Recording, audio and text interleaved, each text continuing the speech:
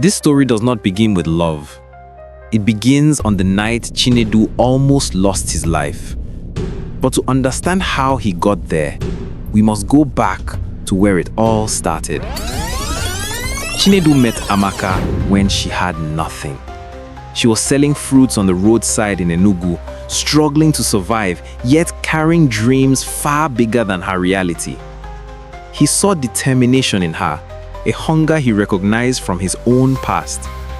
He promised to help her, even though he barely had enough money for himself. He paid her fees, bought her books, rented a small room for her near the campus. He worked long shifts in Lagos just so she could graduate with dignity. He believed in her more than she believed in herself. For a while, she called him her miracle. For a while, he thought they had a future. But even miracles come with shadows. One evening, long before the betrayal surfaced, Chinedu received a strange message from an unknown number. It read, "If you love your life, stay away from Amaka." At first, he laughed, but in the deepest part of his heart, something shifted. Still, he ignored it.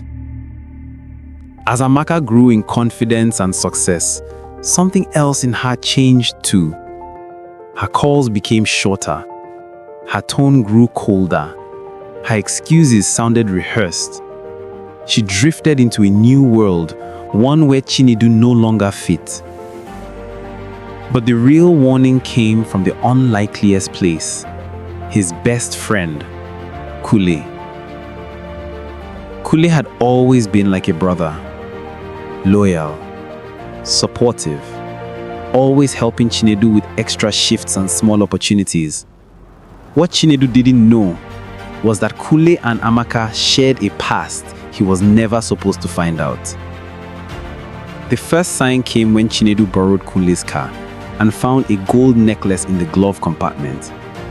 Engraved on it was Amaka's name.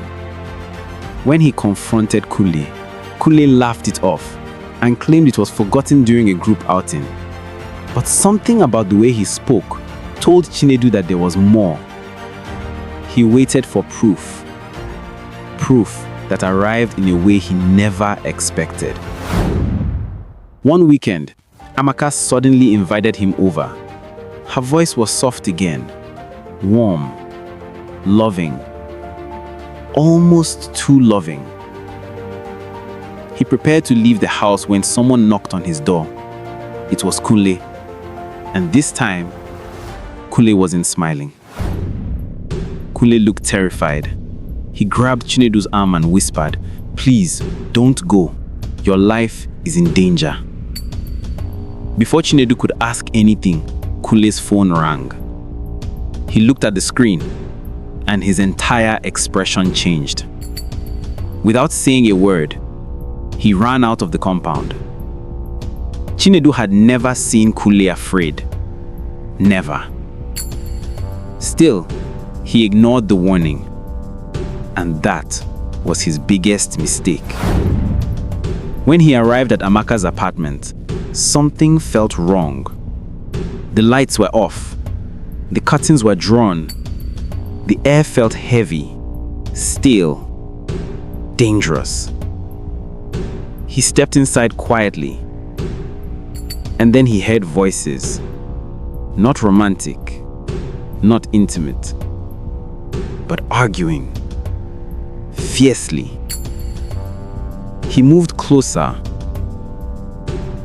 and that was when he saw them. Amaka and Kule. They were arguing about him.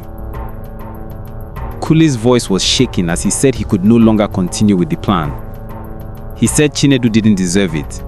Amaka snapped back, saying they had already collected the money, and if Chinedu refused to cooperate, the people behind the plan would have him eliminated. Chinedu felt his blood freeze.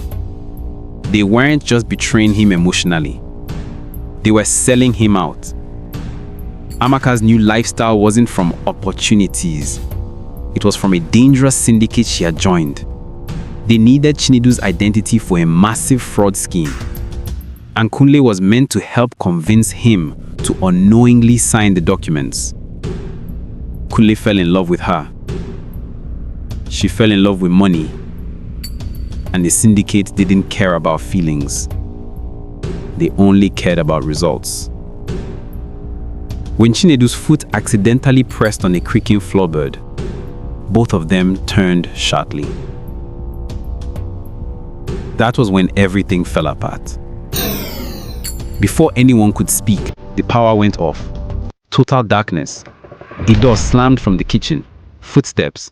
Then another voice, a stranger inside the apartment. Chaos erupted. Chinedu was grabbed by someone in the dark. Kunle fought to protect him. Amaka ran out the back door. A struggle followed. A glass shattered. A man screamed. When the lights finally came back on, Amaka was gone. Kunle was bleeding. And the stranger had disappeared. That night was the beginning of months of investigations. Police reports. Identity protection. Endless questioning. Kunle confessed everything. Amaka vanished from Lagos, leaving behind nothing but broken trust and memories soaked in betrayal. Chinedu rebuilt slowly, very slowly. He found a new job, started a business, found peace in simple routines. For the first time, he lived for himself. Years passed. One calm morning, an envelope arrived at his doorstep. No name, no return address. Inside was money, a photograph, and a handwritten letter from Amaka. She confessed everything. She explained how guilt tormented her, how she had wanted to rise too fast, too desperately, too blindly. She returned every naira he ever spent on her education, plus more. She apologized, not to get him back, but to free herself. At the end, she wrote, "You were the only person who ever believed in me. Please use this to live well. Not because you owe me anything, but because I owe you everything." Chinedu didn't cry. He didn't smile. He simply breathed deeply for the first time in years. Because forgiveness doesn't always mean reunion. Sometimes peace comes from knowing the story is finally over. And with that, he walked away from the past, quietly, fully, and free.